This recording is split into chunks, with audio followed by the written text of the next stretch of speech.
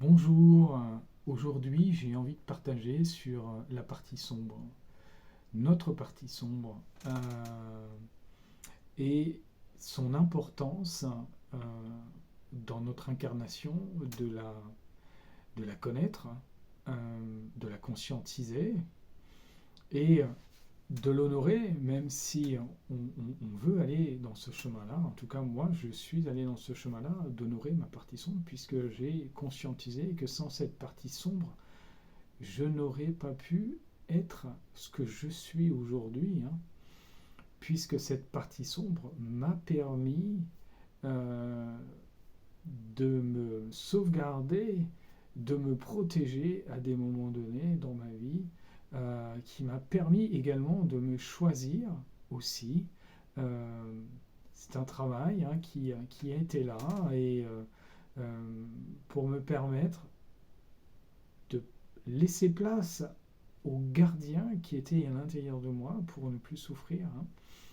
Euh, la descente à des moments donnés a été tellement forte que même le gardien, dans l'obscurité, peut avoir envie de sortir et d'aller rechercher la lumière. C'est des parcours que j'ai pu faire et donc quand on est dans ces endroits-là, hein, on peut ressentir des formes de mort. Euh, et donc pour ma part, moi j'en ai connu euh, depuis très très longtemps, hein, et je dirais très très jeune. C'est des choses que je n'ai pas forcément évoquées. Avec le recul, peut-être que j'aurais dû le partager et être, entre guillemets, soutenu d'une autre manière. C'était pas mon chemin. En tout cas, quand je vois ces parties chez des enfants, en tout cas, je cherche à leur passer ces informations que j'ai pu vivre et qu'il y a aussi un autre chemin qui peut être possible. Et d'où cette importance de voir cette partie obscure en soi, celle qui va nous amener à l'autodestruction, à l'autosabotage, qui est là par des concepts liés à nos croyances, nos conditionnements, et ainsi de suite, ainsi de suite, hein. Je reviens, j'ai choisi de m'incarner dans un corps d'homme, et quel homme de mon âge, donc environ 50 ans, n'a pas entendu il faut être fort, il faut pas pleurer, quand tu serres la main, tu la serres super fort, hein, c'est faire voir ta force, la virilité, d'avoir des pectoraux comme ça, et ainsi de suite, ainsi de suite. On pourrait en sortir, hein, des clichés que j'ai pu entendre ou que l'on m'a partagé, hein, dans des moments où j'entendais, et je peux entendre encore aujourd'hui, où cette partie homme non sacrée, donc pour moi dans l'obscurité, et dans la compétition constante. Euh, Parce qu'il a reçu dans son code ADN, sous une plan génétique ancestral, que l'homme est là pour euh, permettre à la famille de vivre ou de survivre. Que l'homme ne se tue pas à la tâche pour apporter le meilleur à sa famille. Alors c'est ok de le faire, j'ai envie de dire, mais est-ce qu'il n'y a pas quand même une partie sombre à regarder dans l'oubli de soi, pour pouvoir, en tant qu'homme, accueillir aussi cette partie féminine, cette partie euh, liée à l'intuition, à la créativité. Donc si je ne reconnais pas cette partie noire, je ne vais pas pouvoir accueillir, ou en tout cas ça va être beaucoup plus difficile d'accueillir ma partie lumineuse aussi, qui veut, hein, se mettre en place, hein. Nous sommes un corps, et en fait le corps, on peut pas, le corps physique en tout cas, on ne peut pas le grossir. sauf si on a envie d'aller dans des procédés narcotiques où on va pouvoir faire gonfler le corps, mais généralement on est aussi là, dans une partie sombre, celle de l'humiliation. Hein. Les 5 blessures d'âme nous expliquent très bien la morphologie liée à ces blessures. Ce ne sont pas les seules, ce sont des blessures majeures, mais il y en a une qui est oubliée, c'est la séparation. De quoi je me sens séparé sur Terre. Ça, c'est une blessure noire qu'il y a besoin de conscientiser. J'ai besoin de comprendre que j'ai pu me sentir séparé et que dans la plupart des blessures se connecte la blessure de séparation. Soit je ne suis pas bien incarné et je ne me ressens pas connecté à la terre, à la nature, à son environnement, à sa beauté, à sa richesse. Et indirectement, je vais être un préleveur de la nature de façon abondante.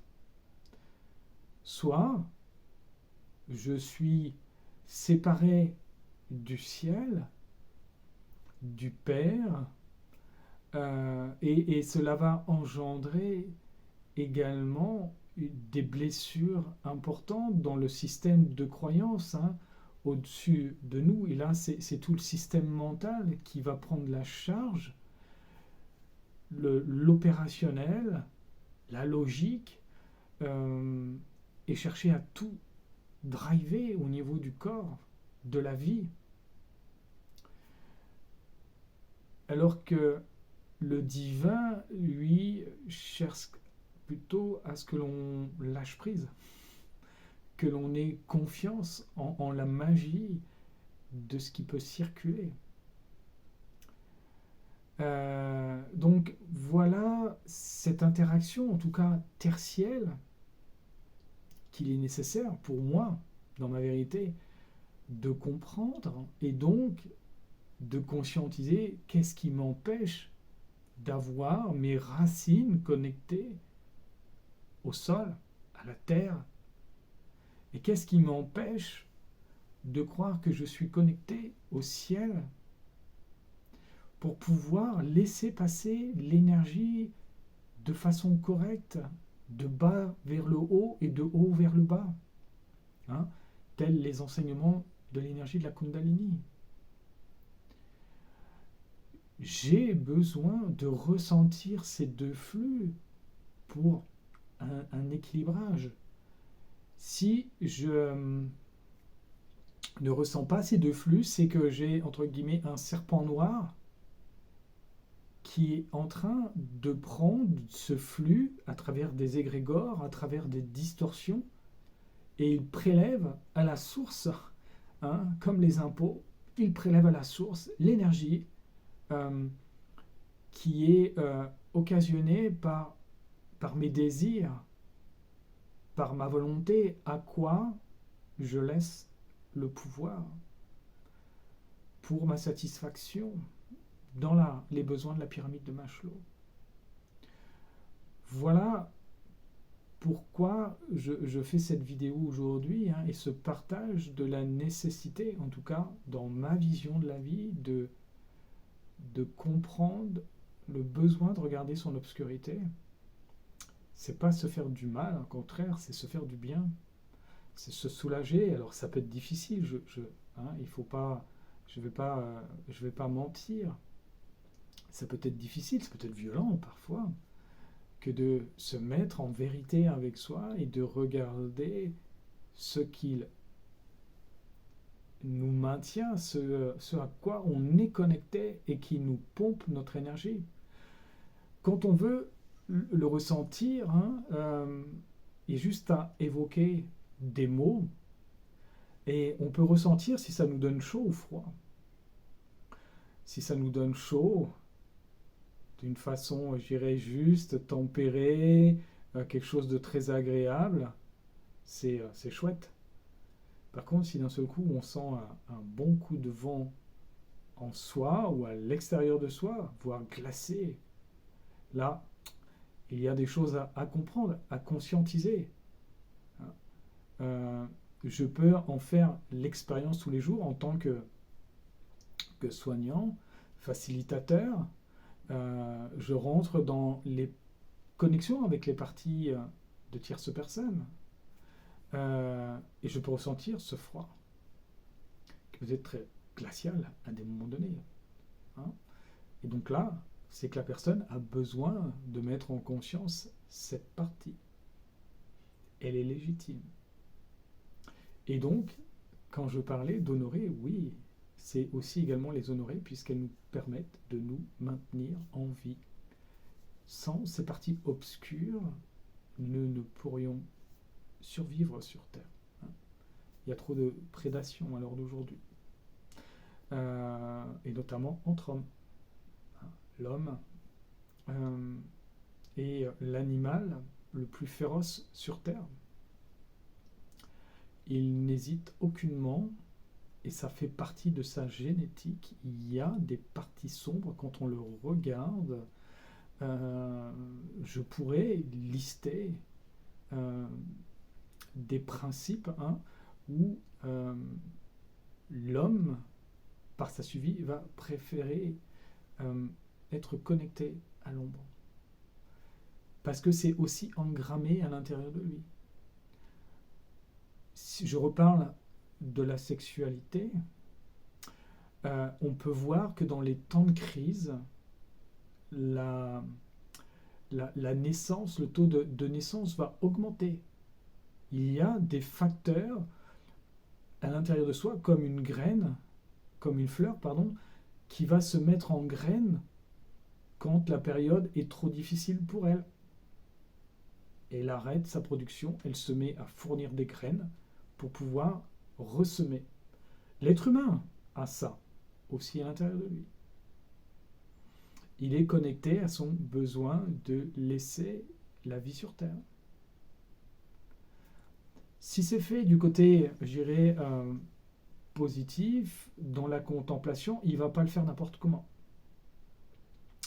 Si il est dans la peur, dans l'énergie de la colère, celle de la séparation, il va le faire juste par instinct de survie. Est-ce que c'est légitime ou pas? En tout cas, je me rappelle des choses que j'ai pu vivre, moi, à un moment donné, quand j'ai décidé de concevoir, à une époque, des enfants. J'ai eu le temps de réfléchir et de revoir ce qui avait pu agir à l'intérieur de moi. Je laisse chaque personne conscientiser ce qui se passe, mais il y a énormément de sujets sur cette partie sombre qu'il est très intéressant de connaître pour en sortir une lumière et une quintessence. Voilà ce que j'avais envie de partager sur l'obscurité. Et n'oublions pas que l'obscurité est au service de la lumière. Et que sans le noir, on ne pourrait pas regarder la beauté du blanc. Et inversement, tout est beau. N'oublions pas que dans le noir, il est composé déjà, pour les artistes peintres le savent, des 3 couleurs primaires. Ce n'est pas du noir, c'est déjà 3 couleurs à la base. Et on va pouvoir aller l'agrémenter au fur et à mesure avec différentes teintes. Et les personnes qui ont le don de la couleur, quand ils regardent un ciel gris, vont nous raconter de très belles histoires sur le gris ou sur un noir, qu'il y a telle couleur, tel reflet à l'intérieur et ainsi de suite. Et c'est là qu'il faut ouvrir cette sensibilité, c'est là qu'il faut ouvrir des parties en soi qui sont déconnectées, qui sont dissociées. Et donc comprendre quel gardien nous empêche de vivre ça. Donc voilà pourquoi ce besoin de partager sur l'obscurité aujourd'hui. Si ça t'a plu, n'hésite pas à liker, à partager, à me suivre, à t'abonner. En tout cas, merci à toutes les personnes qui me suivent, qui me regardent. Voilà. Et puis, à très bientôt pour un autre sujet. Belle journée. À bientôt. Au revoir.